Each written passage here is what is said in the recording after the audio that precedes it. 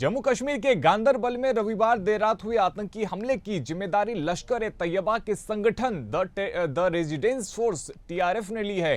खबरों के मुताबिक टीआरएफ चीफ शेख सज्जाद गुल इस हमले का मास्टरमाइंड बताया जा रहा है। गांदरबल के गगनगीर इलाके में श्रीनगर लेह नेशनल हाईवे की टनल कंस्ट्रक्शन साइट पर आतंकियों ने फायरिंग की है। हमले में बड़गाम के डॉक्टर शहनवाज मीर और पंजाब बिहार के 6 मजदूरों की जान चली गई। हमले के बाद गांदरबल और गगनगीर के जंगलों में रात से सर्च ऑपरेशन चलाया जा रहा है। यह ऑपरेशन अभी भी जारी है। सुरक्षा बल हाई अलर्ट पर है और अब नेशनल इंटेलिजेंस एजेंसी भी पहुंच गई है। हमलों के बाद अलग अलग नेताओं के बयान सामने आ रहे हैं। हम आपको सुनवाते हैं कि इस पर क्या कुछ प्रतिक्रिया नेताओं के द्वारा आई। जहां तक ताल्लुक है इस हादसे की, इसको जितने भी कड़े लफ्जों में इसको कंडेम किया जाए वो कम है और जो जाने गई हैं उनके लिए हमें बड़ा अफसोस है। और मैं जो परिवार जिन्होंने ये अपने लोग खोए हैं उनको मैं भगवान से यही दुआ करूं कि भगवान उनको हिम्मत दे, शक्ति दे, ताकि वो इस हादसे को बर्दाश्त करें। जो सदमा इनको लगा है इसको बर्दाश्त कर सकें। बाकी यह है कि जहां तक ताल्लुक है हालात तो सुधारने पड़ेंगे और सुधरेंगे और टाइम लगेगा थोड़ा। अब बताइए मुझे, इन दरिंदों को मिलेगा क्या? क्या वो समझते हैं इससे यहाँ पाकिस्तान बनेगा? आज कई सालों से हम ये देख रहे हैं कि वो आ रहे हैं वहाँ से और हम कोशिश कर रहे हैं कि ये मामला ख़त्म हो और हम लोग आगे बढ़ें, हम लोग मुश्किलों से निकल सकें। मैं पाकिस्तान के हुक्मरानों से ये कहना चाहता हूँ, अगर वो सचमुच हिंदुस्तान से दोस्ती चाहते हैं तो फिर ये बंद कीजिए। कश्मीर पाकिस्तान नहीं बनेगा, नहीं बनेगा, नहीं बनेगा। हमें मेहरबानी करके इज्जत से रहने दीजिए, तरक्की करने दीजिए। तब तक आप हम लोगों को मुसीबत में डालते रहेंगे। 47 से आपने शुरू किया, कबाली भेजे, बेगुनाहों को मरवाया, क्या पाकिस्तान बना? अब ये उसका रिएक्शन है नहीं है, पर जिस तरीके से ये हमला हुआ है ये चिंता की बात जरूर है। केंद्र सरकार की भी नजर इसके ऊपर है, पर जिस तरीके से नई सरकार के गठन के तुरंत बाद इस तरीके की घटनाएं वापस से शुरू हुई हैं, ये कहीं ना कहीं सवाल खड़े करती है। मुझे लगता है राज्य सरकार की भी ये जिम्मेदारी है कि इन बातों को गंभीरता से लेते हुए इस बात को सुनिश्चित करे।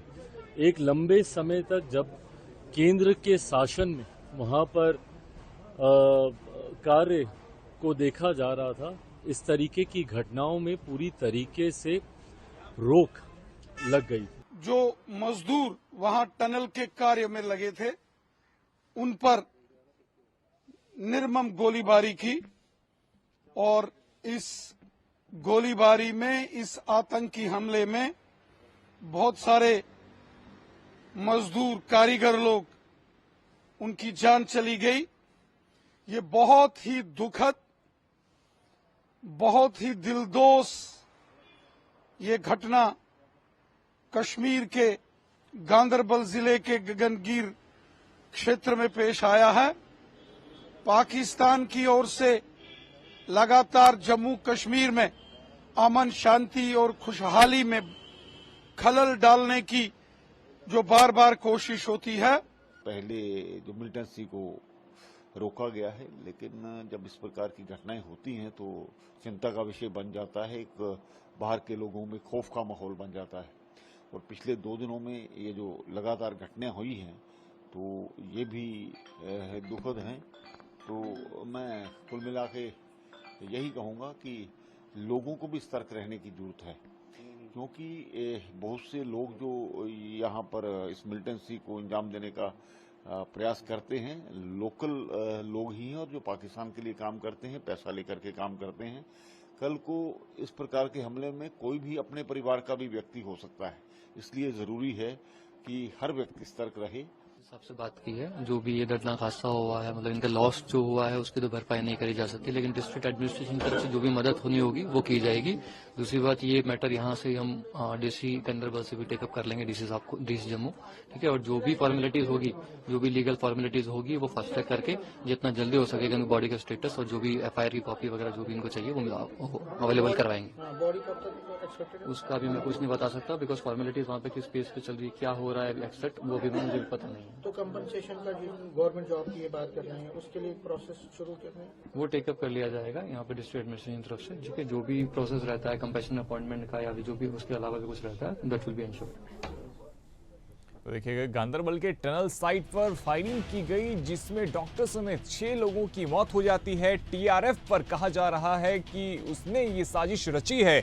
ज्यादा जानकारी के लिए हमारे साथ वरिष्ठ पत्रकार सनम एजाज साहब जुड़ रहे हैं। सनम जी, देखिए, जिस प्रकार से टीआरएफ पे अब आरोप लग रहे हैं और कहा जाता है कि लश्कर-ए-तैयबा का मुखौटा है, तो सबसे पहले तो मैं ये चाहूंगा कि आप टीआरएफ के बारे में बताएं कि ये आतंकी संगठन क्या है, कैसे ये काम करता है और क्यों लगातार कश्मीर पे बार बार हमला देखने को मिल रहा है।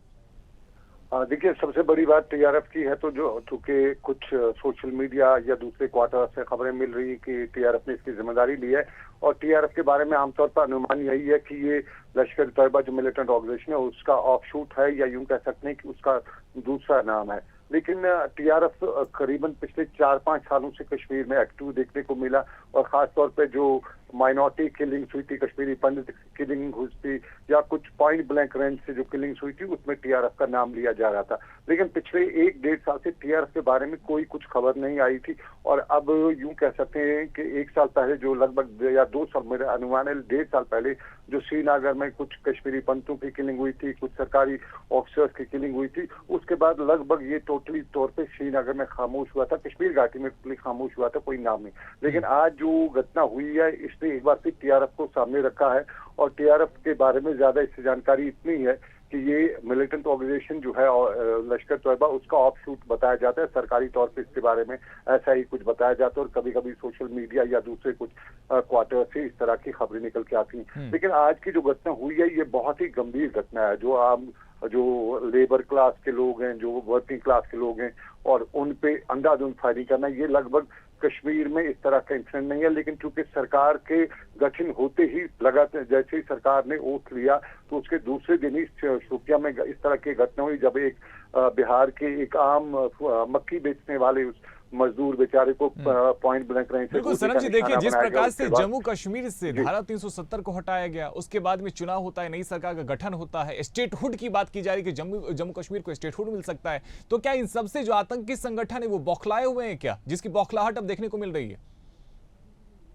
देखिए, ये अभी बिल्कुल टोटली समझ में नहीं आ रहा है कि इस तरह की घटनाएं जो कश्मीर में ये क्यों हो रही हैं और किस तरह से हो रही है, क्योंकि सब कुछ निशान चल रहा था, पूरी नॉर्मल सी चल रही थी, और इस बीच में अचानक ये सारे इसने सबको हिला के रखा हुआ। आम नागरिक को, सिक्योरिटी एजेंसीज को, सरकार को, और खुद फारूक उमर अब्दुल्ला की जो सरकार बनी है, इनका भी हाल खराब ही हुआ है, क्योंकि इनके पहले दिन से ही ये सब कुछ होना कई तरह के इनकी नींदें हराम करने के लिए काफी है। सनम साहब, ज्यादा देखने के लिए मिलता है कि जो माइनॉरिटी होते हैं या फिर जो गैर कश्मीरी होते हैं, उनको ये ज्यादा निशाना बनाते हुए दिखते हैं टीआरएफ के लोग। देखिए, अब के इसी तरह के अनुमान हैं। अब तक जो पिछले 3-4 सालों के दौरान जो नॉन कश्मीरीज को निशाना बनाया गया, कुछ ऐसे इवेंट्स भी देखने को मिले जिन्हें पर्टिकुलर जो है पॉइंट ब्लैंक रेंज से निशाना बनाया गया, और कुछ के बारे में बाद में ये खबर आई थी कि बाज़ाब्ता तौर पर पहले रखी हुई थी, उसके बाद उनको निशाना बनाया गया, तो एक आम सा तासुर भी। और उसके पीछे तब बताया जाता था कि जो धारा 370 को हटाया गया और उसके बाद नॉन जेल के रेजिडेंट्स को कश्मीर में बसाने की जो खबरें चल रही थी कि बाहर से लोगों को लाया जाएगा, कॉलोनीज बनाई जाएंगी, कुछ लोग इसको किसी और एंगल से भी ले रहे थे, तो हो सकता था कि बताया जाता था कि मिलिटेंट उस कोशिश को नाकाम करने के लिए इस तरह की कोशिशें कर रहे हैं। लेकिन ओवरऑल पिछले 1-1.5 साल से टोटल शांति थी, और इस तरह की कोई नहीं, सब नॉर्मल चल रहा था। लेकिन कल से ही जो है पूरी नींद जो है उड़ा दी है, यहाँ पे सबके होश उड़ा दिए हैं, और चाहे वो गैर कश्मीरी हो, चूंकि ये इलाका जो है गगनगिरी इलाका, ये सोनमर्ग के पास पड़ता है, और ये हाई टूरिस्ट डेस्टिनेशन है कश्मीर का। पहलगाम, गुलमर्ग, सोनमर्ग, ये तीसरी ऐसी बड़ी डेस्टिनेशन है जहां बड़ी संख्या में टूरिस्ट आते हैं। और बिल्कुल, और ये बहुत कायराना हरकत है। बहुत शुक्रिया सनम एजाजी आपका हमारे साथ में जुड़ने के लिए। तो देखिए, टीआरएफ ने कहीं ना कहीं अब जो तार जुड़ते हुए दिख रहे हैं इस हमले के, वो टीआरएफ से जुड़ते हुए दिख रहे हैं। लगातार हम आपको राजनीतिक प्रतिक्रिया भी बता रहे हैं किस प्रकार से इस पे राजनीतिक प्रतिक्रियाएं भी सामने आई है और 6 से ज्यादा लोगों की यहाँ पे मौत हो जाती है, टनल के भीतर में जाकर फायरिंग की जाती है और अब लगातार इस पूरे मामले की जांच की जा रही है।